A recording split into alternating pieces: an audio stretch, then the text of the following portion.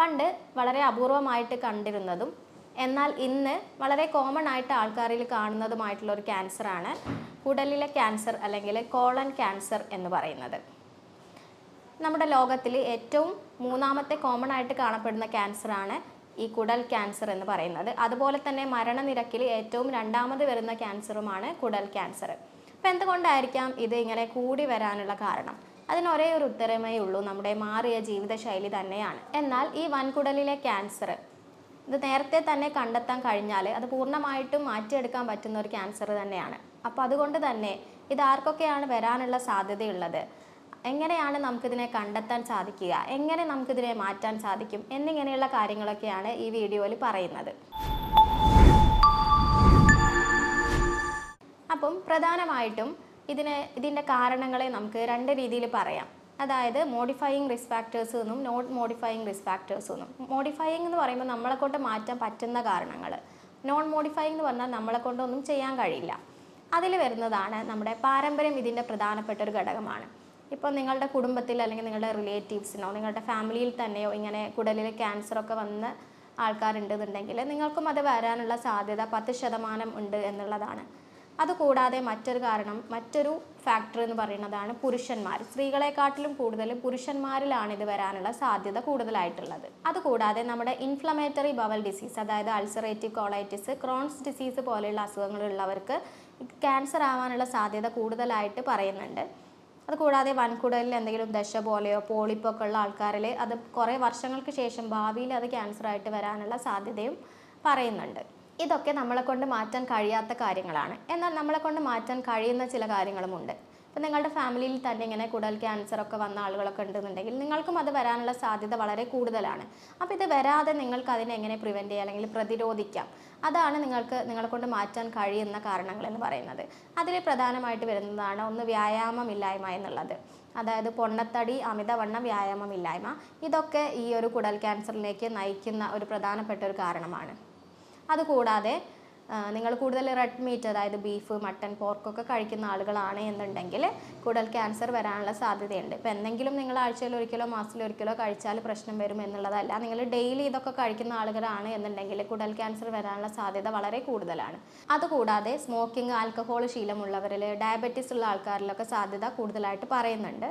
അതുകൂടാതെ നിങ്ങൾ വെള്ളം കൂടി തീരെ കുറവുള്ള ആൾക്കാരാണ്, ലോ ഫൈബർ ഫുഡ്സാണ് എപ്പോഴും കഴിക്കുന്നത്, നാരുകൾ അടങ്ങിയിട്ടുള്ള ഭക്ഷണങ്ങളൊന്നും നിങ്ങൾ തീരെ കഴിക്കുന്നില്ല എന്നുണ്ടെങ്കിൽ, അതുപോലെ തന്നെ പ്രോസസ്ഡ് ഫുഡ്സ് കൂടുതൽ കഴിക്കുന്നുണ്ട് എന്നുണ്ടെങ്കിലും ഇത് വരാനുള്ള സാധ്യത വളരെ കൂടുതലാണ്. പ്രോസസ്ഡ് ഫുഡ്സ് എന്ന് പറയുമ്പോൾ നമ്മൾ ഭക്ഷണങ്ങൾ കേടുകൂടാതെ ഇരിക്കാൻ പാക്കേജ്ഡൊക്കെ ആക്കി വെക്കുന്ന പാക്കേജ്ഡ് ഫുഡ്സാണ്. അപ്പോൾ അതൊക്കെ നിങ്ങൾ കൂടുതൽ കഴിക്കുന്നുണ്ട് എന്നുണ്ടെങ്കിലൊക്കെ ഇത് വരാനുള്ള സാധ്യത വളരെ കൂടുതലായിട്ട് പറയുന്നുണ്ട്. അപ്പോൾ ഇത് സാധ്യതയുള്ളവർ ഇത്തരം കാര്യങ്ങളൊക്കെ ഒന്ന് മാറ്റി നിർത്തുക അല്ലെങ്കിൽ കൺട്രോൾ ചെയ്യുക. ഈ കുടൽ ക്യാൻസറിന് പ്രധാനമായിട്ടും 4 സ്റ്റേജസ് ആണുള്ളത്. അതിൻ്റെ ഒന്നാമത്തെയും രണ്ടാമത്തെയും സ്റ്റേജിലൊക്കെ നമുക്കിത് കണ്ടെത്താൻ കഴിഞ്ഞാൽ നമുക്കിത് പൂർണ്ണമായിട്ടും തന്നെ മാറ്റിയെടുക്കാവുന്നതാണ്. അപ്പോൾ ഇതിൻ്റെ ലക്ഷണങ്ങൾ എന്തൊക്കെയാണെന്നുള്ളത് നിങ്ങൾ അറിഞ്ഞിരിക്കുക. നിങ്ങൾക്ക് ഇത്തരത്തിലുള്ള ലക്ഷണങ്ങൾ ഉണ്ടെന്നുണ്ടെങ്കിൽ നിങ്ങൾ ഒരിക്കലും ഇത് അവഗണിക്കാൻ പാടുള്ളതല്ല. അതിൽ നമ്മുടെ വൻകുടലിന് പ്രധാനമായിട്ടും അസെൻഡിങ് കോളന്, transverse colon, descending colon, sigmoid colon, rectum എന്നിങ്ങനെ 5 പാർട്ടുകളാണുള്ളത്. അപ്പോൾ ഇവിടെ എവിടെയെങ്കിലും ഒരു ഗ്രോത്ത് അല്ലെങ്കിൽ ഒരു ക്യാൻസർ വരാനുള്ള സാധ്യത ഉണ്ട്. അപ്പം അത് വലത് ഭാഗത്ത് വന്നാലും ഇടത് ഭാഗത്ത് വന്നാലും ലക്ഷണങ്ങൾ വ്യത്യസ്തമായിട്ടാണ് ഉണ്ടാവുക. ഇടത് ഭാഗത്താണ് വരാനുള്ള സാധ്യത കൂടുതലായിട്ട് കണ്ടുവരുന്നത്.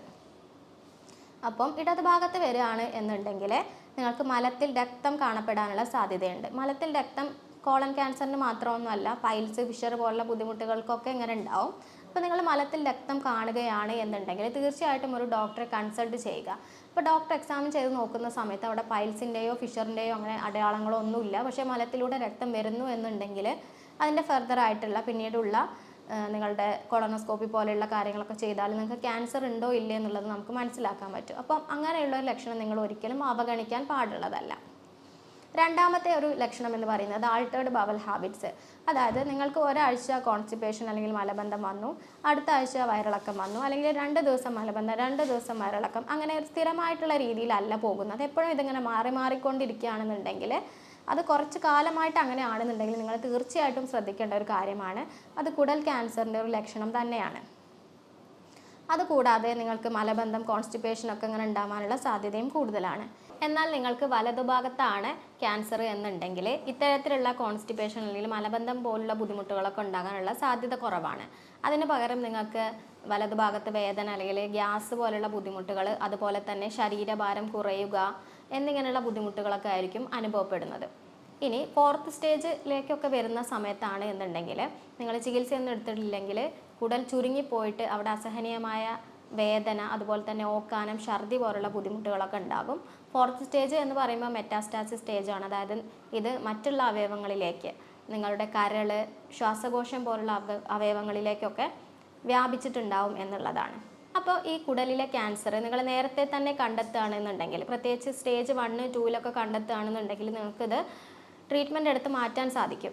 അപ്പോൾ അതിന് നമ്മളെ ഹെൽപ്പ് ചെയ്യുന്ന ഏറ്റവും പ്രധാനപ്പെട്ട ഒരു ഇൻവെസ്റ്റിഗേഷനാണ് കോളനോസ്കോപ്പി എന്ന് പറയുന്നത്.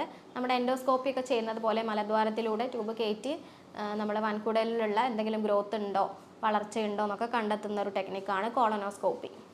അപ്പോൾ ഈ കോളനോസ്കോപ്പി ചെയ്താൽ ചില ആളുകളിൽ ഇങ്ങനെ പോളിപ്പ് ഒക്കെ കാണപ്പെടാറുണ്ട്. പക്ഷേ ഈ പോളിപ്പ് നമ്മൾ ശ്രദ്ധിക്കേണ്ട ഒരു കാര്യം തന്നെയാണ്. ഇത് വർഷങ്ങൾക്ക് കഴിഞ്ഞാൽ ഇത് ക്യാൻസർ ആവാനുള്ള സാധ്യത വളരെയധികം കൂടുതലാണ്. അപ്പോൾ പ്രത്യേകിച്ചും നിങ്ങൾക്ക് ഫാമിലി ഹിസ്റ്ററി അല്ലെങ്കിൽ നിങ്ങളുടെ കുടുംബത്തിൽ ഇങ്ങനെ കുടൽ ക്യാൻസർ ഒക്കെ ഉള്ള ആളുകൾ ഉണ്ടെന്നുണ്ടെങ്കിൽ നിങ്ങൾ തീർച്ചയായിട്ടും ഒരു കോളനോസ്കോപ്പി, പ്രത്യേകിച്ച് ഒരു 45 വയസ്സ് കഴിഞ്ഞതിന് ശേഷം ഒരു കോളനോസ്കോപ്പി ഒക്കെ എടുത്ത് നോക്കുന്നത് വളരെയധികം നല്ലതായിരിക്കും. ഇനി കോളനോസ്കോപ്പി ചെയ്തിട്ട് എന്തെങ്കിലും തരത്തിലുള്ള മുഴകളോ ഗ്രോത്ത് ഒക്കെ ഉണ്ടെങ്കിൽ അത് നമുക്ക് ബയോപ്സി ചെയ്താൽ അത് ക്യാൻസർ ആണോ അല്ലയോ നമുക്ക് വ്യക്തമായിട്ട് തന്നെ കണ്ടെത്താൻ സാധിക്കും. അപ്പോൾ നിങ്ങൾ പേടിച്ചിരിക്കാതെ ഇങ്ങനെയുള്ള ഇൻവെസ്റ്റിഗേഷൻസ് ഒക്കെ പോയി ചെയ്യുക. ഇനി എന്തെങ്കിലും ഉണ്ടെങ്കിൽ തന്നെ ഫസ്റ്റ് സ്റ്റേജിലാണെങ്കിൽ തന്നെ നമുക്കത് ട്രീറ്റ്മെൻറ്റ് എടുത്തിട്ട് മാറ്റാനും സാധിക്കും. അതുകൂടാതെ വേറൊരു ടെസ്റ്റാണ് ഫീക്കൽ ഒക്കൽട്ട് ടെസ്റ്റ്. നിങ്ങളുടെ മലത്തിൽ ബ്ലഡിൻ്റെ അംശം ഉണ്ടോ എന്ന് കണ്ടെത്തുന്ന ഒരു ടെസ്റ്റാണിത്. എന്നാൽ ഇത് നമുക്ക് ഇത് വെച്ചിട്ട് ക്യാൻസർ ആണെന്ന് ഉറപ്പിക്കാനൊന്നും പറ്റില്ല. പക്ഷേ ഇതൊരു സ്ക്രീനിങ് ടെസ്റ്റ് ആയിട്ടൊക്കെ നമുക്ക് ഉപയോഗിക്കാം. കൂടാതെ വേറെ ഒന്നാണ് നമ്മുടെ എക്സ്റേക്ക് എടുക്കുന്ന പോലെ ബേരിയം എനിമ എന്ന് പറഞ്ഞൊരു ടെസ്റ്റ് ഉണ്ട്. അത് ചെയ്താലും നമുക്ക് കുടലിലെ ക്യാൻസറൊക്കെ ഒരു പരിധിവരെയൊക്കെ കണ്ടെത്താൻ സാധിക്കും. അപ്പോൾ നിങ്ങൾ ഇങ്ങനെയുള്ള പാരമ്പര്യ കാര്യങ്ങൾ അല്ലെങ്കിൽ ഇതിനോട് ഇൻഫ്ലമേറ്ററി ബവൽ ഡിസീസ്, മലബന്ധം ഒക്കെ അനുഭവിക്കുന്ന ആളുകളാണ് എന്നുണ്ടെങ്കിൽ എത്രയും പെട്ടെന്ന് തന്നെ ഇത്തരത്തിലുള്ള ടെസ്റ്റുകളൊക്കെ ചെയ്ത് ഇത് ക്യാൻസർ അല്ല എന്നുള്ളതൊക്കെ നിങ്ങൾ റൂൾ ഔട്ട് ചെയ്യുക. അതായത് ക്യാൻസർ അല്ല നിങ്ങൾ ഉറപ്പ് വരുത്തുക എന്നുള്ളതാണ് ചെയ്യാനുള്ളത്. അപ്പം ഇതിലേക്ക് വരുത്തുന്ന കാരണങ്ങൾ, അതായത് ഇതിൻ്റെ റിസ്ക് ഫാക്ടേഴ്സ്, മലബന്ധം, ഇടയ്ക്കിടയ്ക്ക് മലബന്ധം വരിക, വയറിളക്കം വരിക, അതുപോലെ തന്നെ ഇൻഫ്ലമേറ്ററി ബവൽ ഡിസീസൊക്കെ നമുക്ക് ട്രീറ്റ്മെൻറ്റ് എടുത്താൽ അത് ക്യാൻസറിലേക്ക് പോവാതെ തന്നെ നമുക്കത് പ്രിവെൻറ്റ് ചെയ്യാൻ സാധിക്കും എന്നുള്ളതാണ്. ഇതിൻ്റെ അടിസ്ഥാന കാരണം എന്താണെന്ന് കണ്ടെത്തി ആദ്യം തന്നെ അതിനെ ട്രീറ്റ്മെൻറ്റ് ചെയ്താൽ ഇത് ക്യാൻസറിലേക്ക് പോവാതെ അതിനെ നമുക്ക് പ്രതിരോധിക്കാൻ സാധിക്കും. അപ്പോൾ നമ്മളവിടെ ചെയ്യണത് ഒരു രോഗിയുടെ ശാരീരികമായിട്ടുള്ള ലക്ഷണങ്ങളും മാനസികമായിട്ടുള്ള പ്രത്യേകതകളൊക്കെ കൺസിഡർ ചെയ്തിട്ട് യൂറോപ്യൻ നിർമ്മിത സോഫ്റ്റ്വെയറിൻ്റെയും ആർട്ടിഫിഷ്യൽ ഇൻ്റലിജൻസിൻ്റെയും സഹായത്തോടെ രോഗനിർണയം, മരുന്ന് നിർണയം നടത്തും.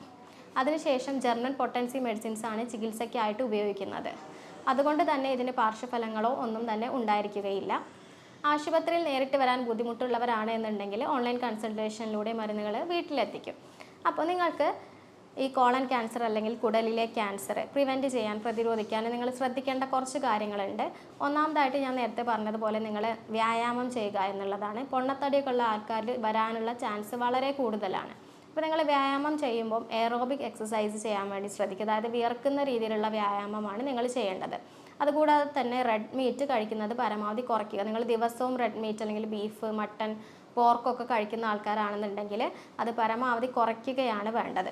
അതുകൂടാതെ തന്നെ നേരത്തെ പറഞ്ഞതുപോലെ പ്രോസസ്ഡ് ആയിട്ടുള്ള ഫുഡ്സ്, ഒരുപാട് കാലം കേടുകൂടാതെ ഇരിക്കാൻ കുറേ കെമിക്കൽസൊക്കെ ആഡ് ചെയ്തിട്ടുള്ള ഭക്ഷണങ്ങളാണ്, അത് കഴിക്കുന്നതും പരമാവധി ഒഴിവാക്കുക. പിന്നെ നിങ്ങളുടെ വൻകുടലിൻ്റെ ആരോഗ്യം നിലനിർത്താൻ ഡയറ്ററി ഫൈബേഴ്സ് അല്ലെങ്കിൽ നാരുകൾ അടങ്ങിയിട്ടുള്ള ഭക്ഷണം ധാരാളമായിട്ട് കഴിക്കുക. നമ്മുടെ ക്യാരറ്റ്, ബീട്രൂട്ട്, ബ്രൊക്കോളി എന്നിവയിലൊക്കെ ധാരാളം ഡയറ്ററി ഫൈബേഴ്സ് ഉണ്ട്. അതുകൂടാതെ ഓട്സ്, തവിടുള്ള അരി, ബാർലി എന്നിവയൊക്കെ നിങ്ങൾക്ക് കഴിക്കാം. കൂടാതെ ഫ്രൂട്ട്സ്, നമ്മുടെ പേരയ്ക്ക, പപ്പായ, ഓറഞ്ച് എന്നിവയൊക്കെ ജ്യൂസ് അടിക്കാതെ തന്നെ നിങ്ങൾ കഴിക്കുക. ജ്യൂസ് അടിച്ചാൽ അത് നാരുകൾ നഷ്ടപ്പെടാനുള്ള സാധ്യതയുണ്ട്. അതുകൂടാതെ മുളപ്പിച്ച പയർ, സാലഡുകൾ അതൊക്കെ നന്നായിട്ട് ഭക്ഷണത്തിൽ ഉൾപ്പെടുത്തുക. ഈ ഡയറ്ററി ഫൈബേഴ്സ് നിങ്ങളുടെ വൻകുടലിൻ്റെ ചലനത്തെയും ആഗിരണത്തെയും വളരെയധികം സഹായിക്കുന്നുണ്ട്. അപ്പോൾ ഇത്തരത്തിലുള്ള കാര്യങ്ങളൊക്കെ നിങ്ങൾ ചെയ്താൽ നിങ്ങൾക്ക് ഫാമിലി ഹിസ്റ്ററി ഉള്ള ആളുകളാണെങ്കിലും മറ്റെന്ത് റിസ്ക് ഫാക്ടേഴ്സ് ഉണ്ടെങ്കിലും അത് ക്യാൻസറിലേക്ക് പോവാതെ അതിനെ തടയാൻ നിങ്ങൾക്ക് സാധിക്കും. അപ്പോൾ ഇതുമായി ബന്ധപ്പെട്ട് നിങ്ങൾക്ക് എന്തെങ്കിലും സംശയങ്ങളൊക്കെ ഉണ്ടെങ്കിൽ താഴെ കാണുന്ന നമ്പറിൽ നിങ്ങൾക്ക് എന്നെ കോൺടാക്റ്റ് ചെയ്യാവുന്നതാണ്. സ്നേഹത്തോടെ doctor Sreekala, senior consultant, doctor Basil Soumya hospital, Pandikkad, Malappuram ജില്ല.